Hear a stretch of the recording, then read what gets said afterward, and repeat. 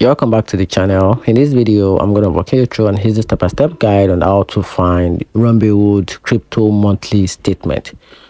So here's a simple step-by-step guide on how you can easily find the Robinhood crypto monthly statement. So if you want to find or if you want to check using the mobile app, just launch the mobile app on your phone, then tap the account icon at the bottom right, then select statement and history or document.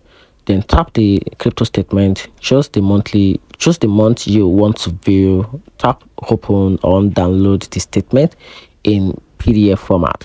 Then if you want to check or find using the Robinhood website, if you want to find, go to your browser, then input the URL, which is robinhood.com, then log in into your account, then tap the profile icon in the top right corner, then select statement and history or document.